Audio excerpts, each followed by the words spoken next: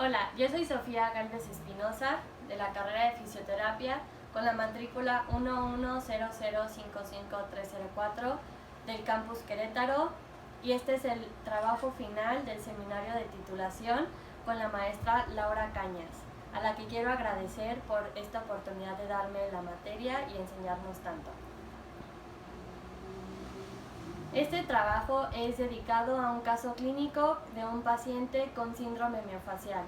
Para entender qué es, debemos de saber qué es un punto gatillo. Un punto gatillo son nódulos dolorosos, sensibles e hiperirritables que se localizan sobre bandas musculares tensas. Es decir, es cuando las fibras musculares se entrelazan entre sí y se hacen como si fueran un nudo. Al pasar esto, pues van a ser dolorosos y pueden ser palpables en el músculo, en sus fascias, que pueden desencadenar una respuesta local contráctil ante la estimulación mecánica, es decir, que pueden ocurrir por algún evento traumático, por alguna mala postura, entre otras cosas. Y puede ser apreciada como una contracción muscular, como si nosotros estuviéramos haciendo fuerza en todo momento, y pues va a ser doloroso para el paciente. Por ejemplo, en esta imagen podemos apreciar aquí el trapecio superior, y aquí podemos ver las fibras musculares. Las que no están rojas son las fibras musculares sanas, y las que están rojas son las que están en contractura, que van a ser los famosos puntos gatillo. Y bueno, hay dos tipos de punto gatillo, que son los activos y los latentes. Los puntos de gatillo activos van a caracterizarse por tener un dolor crónico, siempre va a haber tensión, impide el estiramiento del músculo. Ojo, esto es importante porque en el activo están tan contraídos los músculos y las fibras musculares están tan hechas bolas que entonces cuando nosotros queramos hacer algún estiramiento va a causar mucho dolor y va a impedir el estiramiento normal del músculo. También va a ser un umbral del dolor disminuido, y al estar el umbral dolor disminuido, pues entonces va a causar mucho dolor al paciente y se va a restringir en movimientos y en arcos se van a reducir los arcos articulares. Y al palpar aumenta el dolor.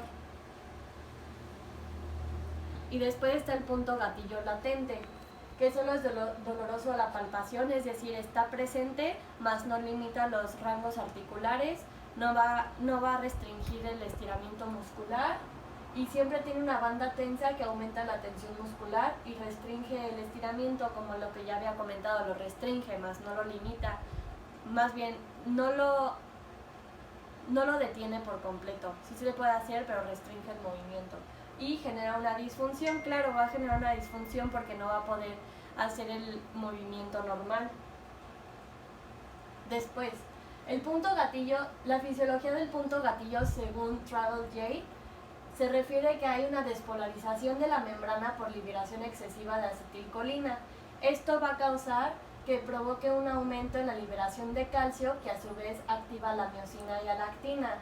La contracción del músculo continuaría sin potenciales de acción de la unidad motora, y todo esto aumenta la demanda metabólica, por lo que se cierran capilares y disminuye el aporte al oxígeno. Es decir, como la teoría en la que el músculo va a ser un segundo corazón, que al estirarse va a llenarse de sangre que lleva todos los eventos nutricionales que necesita el músculo, y al contraerse va a expulsar toda la sangre desoxigenada. Pero al restringirse en todo esto que ya se explicó, que se cierran los capilares y que se disminuye el oxígeno en los músculos, no va a dejar que reciba el nutrimento necesario, y va a dejar de recibir ese oxígeno y todas esas nutriciones que necesita para que el músculo pueda contraerse y relajarse de una manera normal, lo que llevaría a la contracción muscular y a generar estos puntos gatillos miofasciales.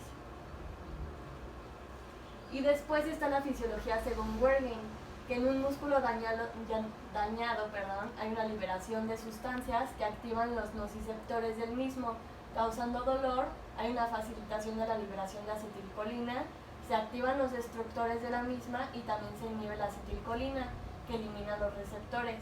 Esto lo que provoca es una contracción permanente en las fibras musculares. Es más o menos como lo que estaba diciendo Travel J, que al no recibir el nutrimento necesario va a generar una disfunción muscular por estar desnutrido y no va a permitir que genere su función normalmente. Entonces lo que va a causar es que en vez de que se contraiga y se estire como debería de ser, va a dejar de hacer la función y casi siempre pues se encoge, porque al no recibir un nutrimiento, al estar relajado, la sangre no va a llegar con una nutrición necesaria, pues entonces se va a contraer porque no está cumpliendo esa función. Ahora, el síndrome miofascial en sí es un síndrome específico y la manifestación de dolor muscular originado por puntos gatillo miofaciales, lo que ya estuve explicando anteriormente. Si el punto gatillo miofacial es lo suficiente hiperirritable, puede originar dolor referido, alteraciones en la sensibilidad y cambios autonómicos en sitios remotos de su ubicación, que es lo que había explicado anteriormente. En este caso, los puntos gatillo que se tomarían en cuenta serían los activos. ¿Por qué? Porque presenta dolor crónico, va a restringir el movimiento, va a mantener al paciente incapacitado, porque van a adoptar una postura antiálgica. ¿Antiálgica cómo? Que si, por ejemplo, usando el ejemplo del trapecio. Si el paciente va a querer hacer algún movimiento del cuello, que flexión, extensión, cualquier movimiento, se va a restringir a hacerlo por el dolor que va a ir causando aquí. Entonces, si no hacen esos movimientos no va a haber dolor.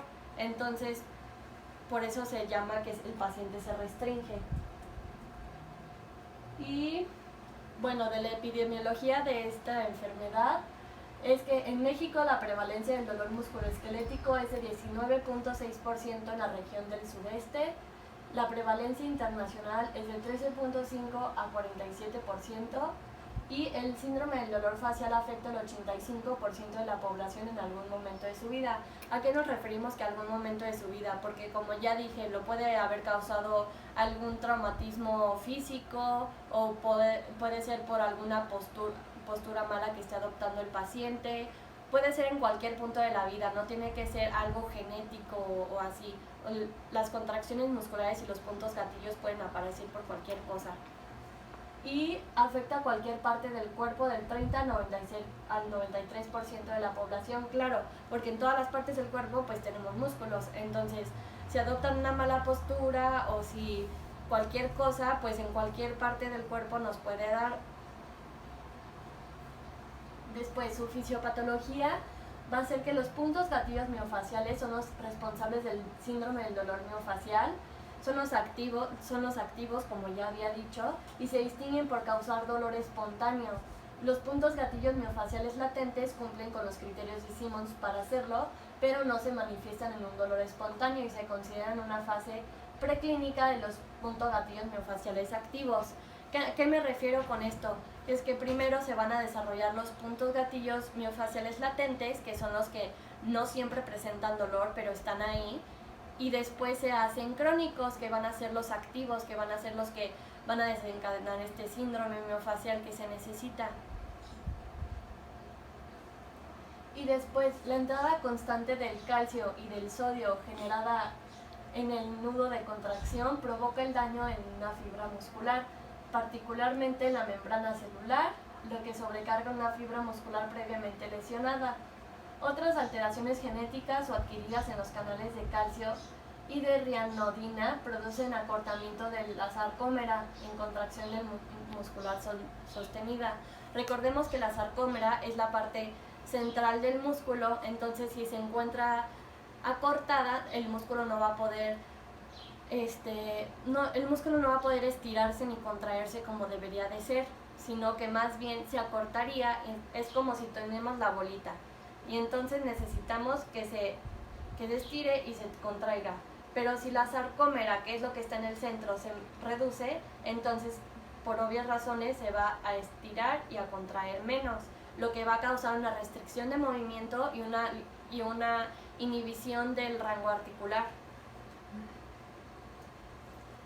Después está la fisiopatología, que es el aumento de la acetilcolina en la placa motora. Provoca pequeñas ráfagas de potenciales de acción, lo que genera una despolarización constante de la fibra muscular. con acortamiento sostenido. Esto se conoce como nudo de contracción.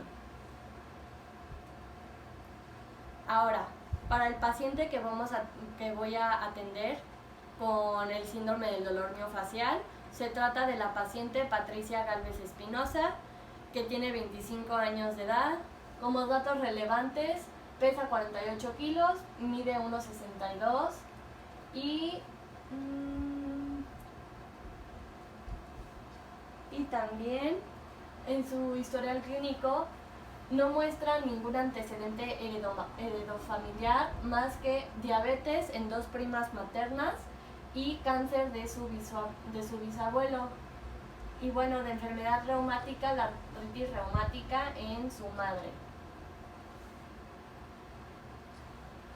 Algún otro historial clínico que es relevante es de los antecedentes personales no patológicos, pues es una paciente muy sana, que se lava los dientes 3 veces por día, come 3 veces al día, consume 2 veces a la semana carne, pero lo que aquí está causándole este síndrome del dolor miofacial, lo más relevante que podemos tomar en cuenta es que no toma mucha agua natural, más bien consume refresco y consume 5 vasos de agua natural al día, duerme 8 horas al día y también no está aquí, pero la paciente comenta que duerme de lado con 3 almohadas y casi siempre amanece boca arriba o en mala postura.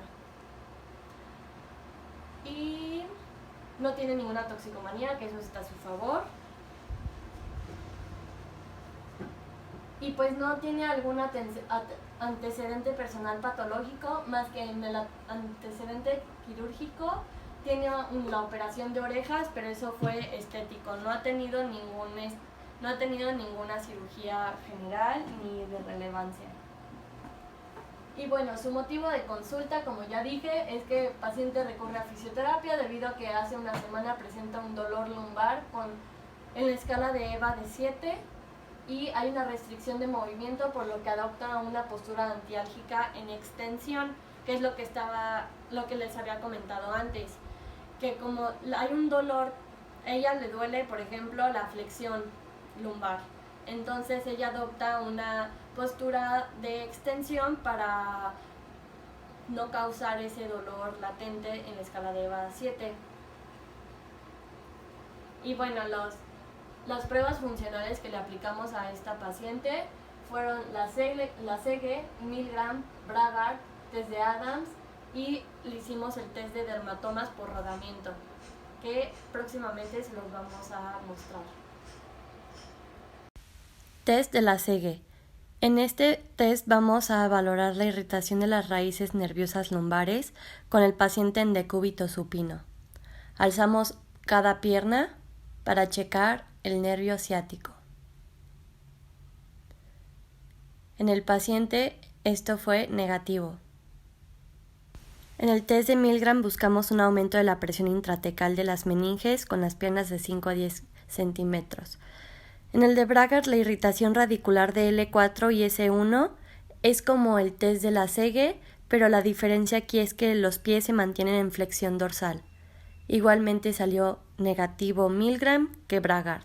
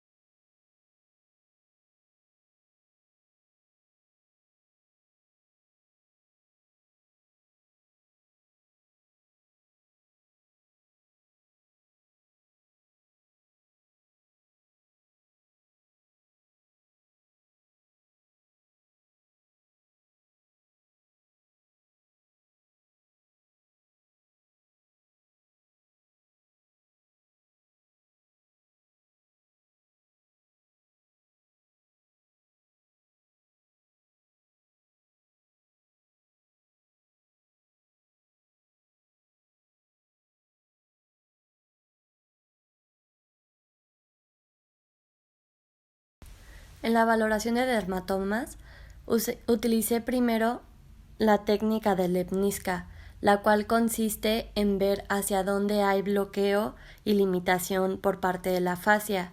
En mi paciente se pudo observar que había bloqueo en dirección craneal y más que nada hacia los lados, por lo cual permanecí un momento ahí para que el paciente ayudara a que su fascia cediera.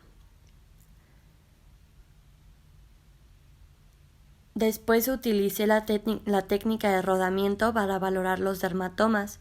Como dato cultural, recordemos que los dermatomas son las áreas cutáneas inervadas por un mismo nervio.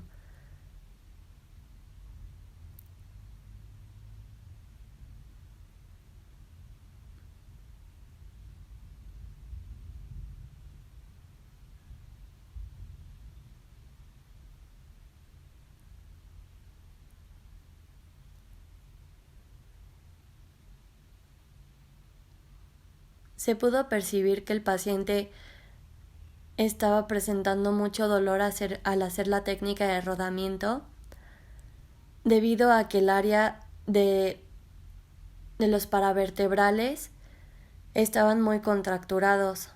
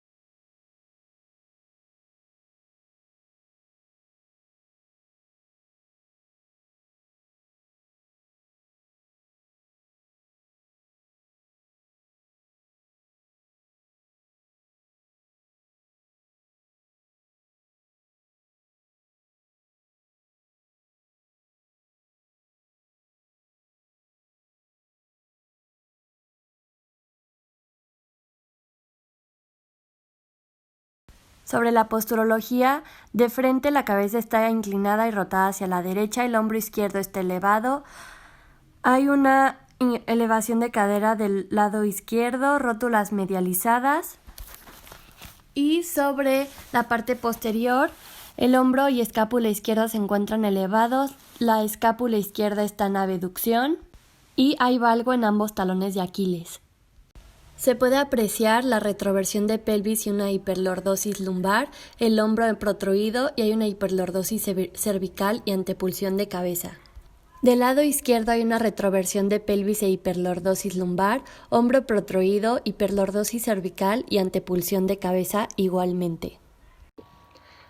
Hablando sobre el tratamiento, queda recalcar que se tuvo que dividir en 1, 2 y 3 meses.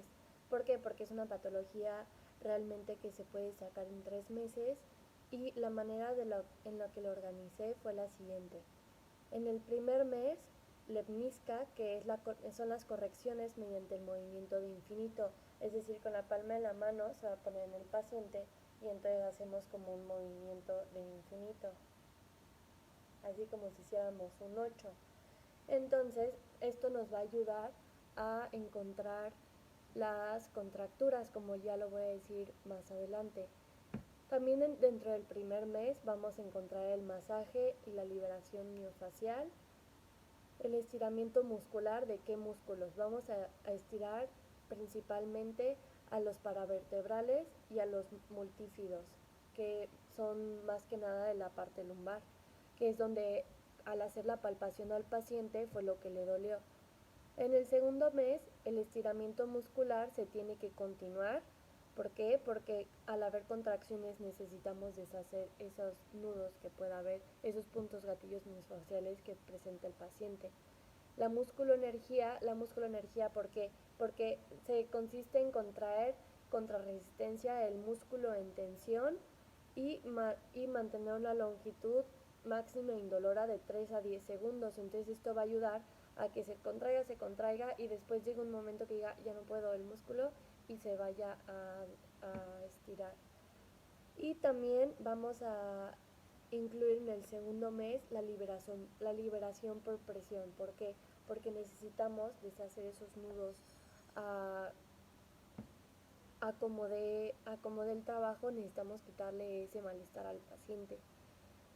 Y por terminar, el tercer mes tenemos que hacer los ejercicios de Williams y el estiramiento muscular. El ejercicio de Williams, ¿por qué? Porque es parte de la reeducación postural. Necesitamos enseñarle al paciente una postura para que no sigan habiendo estos daños musculares ni estas contracturas musculares, es la palabra que buscaba, estas contracturas musculares, y pues poder darle al paciente una mejor calidad de vida. Muchas gracias. A continuación voy a mostrarles el tratamiento del paciente.